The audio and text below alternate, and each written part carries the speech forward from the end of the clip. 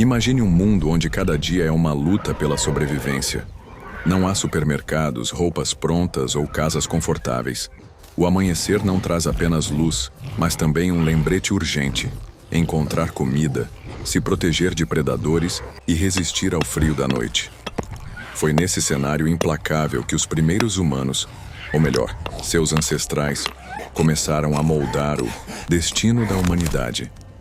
A natureza, generosa em alguns momentos, podia ser brutal em outros. A chuva repentina transformava o solo em lama, dificultando a fuga. O vento carregava o cheiro de predadores famintos, e o menor descuido podia custar a vida. Nesse jogo constante entre caça e caçador, os hominídeos descobriram que não bastava depender apenas da força física, a inteligência precisava entrar em cena. A necessidade foi o motor da invenção. Sem garras afiadas como as de um tigre dente de sabre e sem presas poderosas como as de um leão, esses ancestrais precisaram criar suas próprias armas. No início, qualquer objeto poderia servir. Um galho caído no chão, usado para afastar um animal. Uma pedra, lançada para espantar um predador. Um osso, aproveitado para quebrar a casca dura de uma fruta. Mas o simples uso não era suficiente. Era preciso transformar esses elementos em algo mais eficiente. A busca por comida era o maior desafio. Caçar animais exigia coragem e estratégia, mas também ferramentas capazes de matar ou ao menos ferir a presa. A coleta de raízes e frutos, embora mais segura, ainda dependia de meios para quebrar cascas, cavar buracos e cortar fibras. Até mesmo a defesa do próprio grupo contra ataques de outros animais pedia algo além da força bruta. Além da alimentação e da proteção, havia outra necessidade menos óbvia, mas igualmente vital: economizar energia. Cada movimento mal calculado podia significar gasto de calorias preciosas. E num mundo onde a fome era constante, isso era perigoso. Uma ferramenta bem feita tornava o trabalho mais rápido e eficiente, reduzindo riscos e esforço físico. Com o tempo, a repetição de situações semelhantes estimulou a criatividade. O galho, que antes era apenas um bastão, agora podia ser afiado na ponta. A pedra, que servia para esmagar, também podia ser lascada para cortar. A observação atenta da natureza, como o som seco de uma rocha se partindo, ou a forma afiada de um fragmento recém-quebrado, abriu caminho para experimentações. Assim, a necessidade moldou não só ferramentas, mas também o cérebro humano. Cada desafio diário funcionava como um teste de sobrevivência, selecionando aqueles capazes de improvisar e inovar. A partir desse impulso vital, nasceria a primeira tecnologia, um elo invisível que uniria gerações e transformaria nossa espécie na maior construtora e manipuladora de objetos que o planeta já conheceu. Antes que o ser humano dominasse o fogo ou erguesse monumentos, antes mesmo de haver uma linguagem estruturada para transmitir ideias complexas, surgiu um marco silencioso na história: o nascimento da primeira ferramenta feita com intenção. Acredita-se que, há cerca de 2,6 milhões de anos, nossos ancestrais do gênero Homo habilis foram os primeiros a transformar conscientemente objetos naturais em instrumentos de trabalho. Não se tratava mais de simplesmente pegar uma pedra para esmagar algo. Agora, havia um processo, um pensamento antes da ação. Era o início da indústria lítica mais antiga conhecida, a olduvaiense. Essas ferramentas eram rudimentares, mas revolucionárias para sua época. Imagine um seixo retirado de um leito de rio. Com golpes calculados, ele era lascado até ganhar uma borda afiada. Essa lâmina improvisada podia cortar carne, descascar raízes ou raspar peles. Em outros casos, pedras mais resistentes eram usadas como martelos para quebrar ossos e acessar o tutano, fonte rica de gordura e calorias, algo essencial para sustentar cérebros em crescimento. O uso de ossos também foi um passo inicial. Ossos longos de grandes animais podiam servir como marretas ou alavancas para abrir cascas e soltar raízes presas no solo.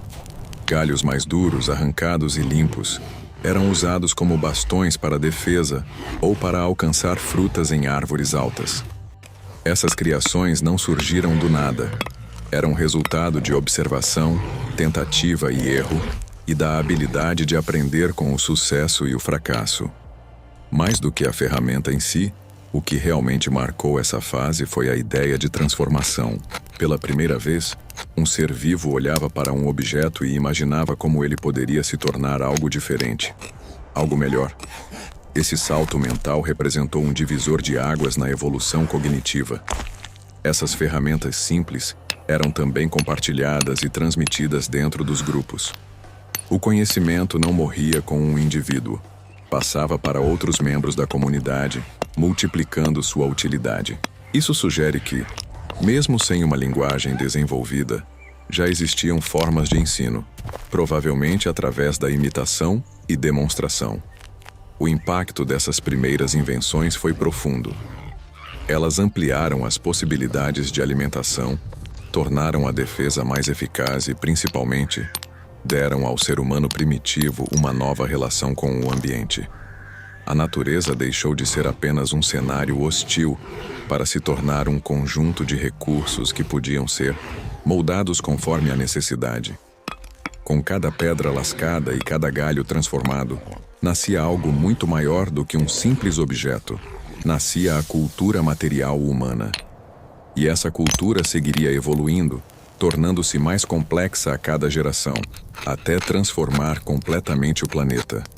A transição da pedra bruta para a pedra lascada foi um dos momentos mais decisivos da pré-história. Não era apenas uma evolução técnica, era a manifestação física de um salto cognitivo. Pela primeira vez, nossos ancestrais não apenas utilizavam ferramentas encontradas na natureza, mas as moldavam para cumprir funções específicas. Há cerca de 2,6 milhões de anos, a chamada indústria lítica olduvaiense surgiu na África Oriental. Nesse período, hominídeos como o Homo habilis começaram a selecionar cuidadosamente as rochas mais adequadas. Quartzito, basalto e sílex eram especialmente valorizados pela resistência e pela capacidade de produzir bordas afiadas ao serem golpeados. O processo era deliberado. Primeiro, escolhia-se uma pedra matriz, o núcleo. Em seguida, outra pedra mais dura era usada como percutor para desbastar o núcleo, retirando lascas finas e cortantes. Essas lascas eram utilizadas para fatiar carne, cortar tendões e até esfolar animais. Já o núcleo, dependendo da forma obtida, podia servir como machado primitivo ou esmagador. Essa técnica não apenas aumentou a eficiência na obtenção de alimentos, mas também abriu novas oportunidades. Com lâminas afiadas, nossos antepassados podiam explorar carcaças deixadas por grandes predadores, acessar o tutano dos ossos e aproveitar partes de animais que antes eram inacessíveis. Essa nova dieta, mais rica em proteínas e gorduras, foi um combustível essencial para o desenvolvimento cerebral. Mas a pedra lascada representava mais do que sobrevivência imediata. Ela exigia planejamento. Para produzir uma boa lâmina, era preciso pensar nos ângulos de impacto, prever como a pedra se fragmentaria e ajustar os golpes com precisão. Esse tipo de raciocínio antecipatório, pensar antes de agir, é uma das bases do que hoje chamamos de inteligência. Com o tempo, a técnica olduvaiense se espalhou por vastas regiões da África, adaptando-se às características locais. Em algumas áreas, surgiram variações mais refinadas, com lascas simétricas e melhor aproveitamento do material. Essa disseminação indica não só a mobilidade geográfica, mas também a transmissão cultural do conhecimento. Ferramentas deixaram de ser apenas objetos, tornaram-se heranças coletivas, passadas de geração em geração, e a matéria-prima ao seu redor. Era o começo da engenharia humana, ainda primitiva, mas já carregada de intenção. E essa relação só se aprofundaria, dando origem a formas mais sofisticadas de lascamento e, mais tarde, a ferramentas capazes de mudar o rumo da nossa história para sempre. O domínio do fogo foi um divisor de águas na história humana, e seu impacto nas ferramentas foi profundo. Os sítios arqueológicos desse período revelam muito mais do que pedras. Revelam histórias. Em torno de áreas onde ferramentas foram encontradas, há sinais de processamento de carcaças, restos de fogueiras rudimentares e marcas de corte em ossos. Esses vestígios mostram que, desde cedo, a tecnologia e a vida social estavam profundamente entrelaçadas. O nascimento da indústria lítica marcou o início de uma relação única entre o ser humano. Embora nossos ancestrais já utilizassem pedras e ossos para cortar, raspar e quebrar, o fogo abriu novas possibilidades que mudariam radicalmente a forma de viver e fabricar instrumentos. Acredita-se que o Homo erectus, há cerca de 1 milhão de anos, tenha sido o primeiro a controlar o fogo de forma consistente. Antes disso, provavelmente aproveitava chamas naturais, originadas por raios ou erupções vulcânicas, de maneira oportunista. Mas dominar o fogo, mantê-lo aceso e transportá-lo era outra história. Isso exigia organização, vigilância e, acima de tudo, compreensão de sua utilidade. O fogo tornou as noites menos perigosas. Sua luz afugentava predadores e permitia que atividades se estendessem além do pôr do sol. Isso também significava mais tempo para interações sociais, fortalecimento de laços e transmissão de conhecimentos, inclusive sobre a confecção de ferramentas. Ao redor das fogueiras, histórias eram contadas, técnicas eram ensinadas e experimentos eram feitos. Uma das mudanças mais evidentes veio com a cozinha primitiva. Ao cozinhar alimentos, especialmente raízes e carne, eles se tornavam mais macios e fáceis de mastigar. Isso reduziu o desgaste dos dentes e, ao mesmo tempo, liberou energia que antes era gasta na digestão. Essa energia extra foi crucial para sustentar cérebros maiores e mais complexos, capazes de idealizar ferramentas ainda mais sofisticadas. O fogo também se tornou uma ferramenta de fabricação. Ossos e chifres podiam ser endurecidos pela exposição controlada às chamas, tornando-se mais eficientes como pontas de lanças ou agulhas. Em alguns sítios arqueológicos, há evidências de pedras aquecidas antes de serem lascadas. Esse processo facilitava a quebra e permitia obter cortes mais regulares, revelando um nível surpreendente de conhecimento técnico para a época. Além disso, a queima de madeira foi usada para moldar e afinar cabos de ferramentas, criando encaixes mais firmes e duráveis. Isso permitiu unir lâminas de pedra a suportes de madeira, resultando em machados, lanças e facas muito mais eficazes. Esse avanço, a chamada tecnologia composta, multiplicou as possibilidades de caça e defesa. O fogo também ajudou na exploração de novos ambientes. Em florestas densas, podia ser usado para abrir clareiras, facilitar deslocamentos e até atrair animais para caçadas estratégicas. Nessas situações, o fogo se tornava não apenas um aliado da sobrevivência, mas uma arma indireta, moldando o próprio território de acordo com as necessidades humanas. O impacto do fogo nas ferramentas foi, portanto, mais do que técnico, foi cultural e cognitivo. Ele acelerou a transmissão de saberes, possibilitou experimentações e incentivou a cooperação social. Com o calor e a luz, veio também a centelha da criatividade.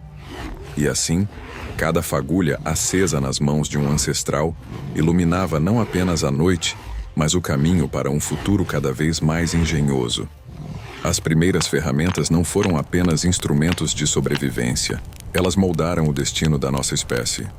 Desde as lascas afiadas do Homo habilis até as armas compostas do Homo erectus, cada inovação representou um passo na longa jornada que nos trouxe até aqui. Esses artefatos eram extensões do corpo e da mente, prolongamentos da força, da destreza e da imaginação humanas. Ao fabricar ferramentas, nossos ancestrais não estavam apenas resolvendo problemas imediatos. Eles estavam registrando de forma silenciosa a capacidade de pensar de maneira abstrata, de imaginar soluções antes mesmo de aplicá-las. Esse raciocínio projetado no futuro é um traço essencial do que significa ser humano. O legado das ferramentas também está na cooperação. Nenhum avanço técnico sobrevive isolado. A confecção, o uso e o aprimoramento desses instrumentos dependiam da troca de conhecimento entre indivíduos e gerações. Ao ensinar alguém a lascar uma pedra ou a entalhar um osso, nossos antepassados plantavam a semente da cultura, algo que se expandiria em linguagens, rituais e, eventualmente, civilizações inteiras. Mais do que isso, as primeiras ferramentas nos ensinaram a moldar o mundo ao nosso redor. Com elas, passamos de adaptados ao ambiente para adaptadores do ambiente. Aprendemos a caçar de forma mais eficiente, a nos proteger de predadores, a preparar alimentos e a explorar territórios antes inacessíveis.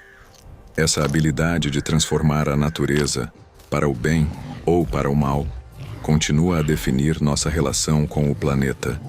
E, de certa forma, todas as ferramentas modernas, das máquinas mais simples aos computadores mais avançados, carregam o DNA dessas invenções primitivas. Uma faca de cozinha e uma lâmina de pedra de 2 milhões de anos cumprem a mesma função básica: facilitar a vida humana. A diferença é que hoje dominamos escalas e materiais que nossos ancestrais jamais poderiam imaginar. Olhando para trás, é impossível não sentir admiração pelo engenho de quem, com recursos tão limitados, abriu caminho para tudo o que conhecemos. Mas também surge uma pergunta inevitável: será que estamos usando nossas ferramentas para construir um futuro melhor? Ou para criar desafios ainda maiores? Deixe sua opinião aqui nos comentários. Inscreva-se no canal e deixe seu like para apoiar nosso trabalho. Muito obrigado por nos acompanhar até aqui e nos vemos no próximo vídeo.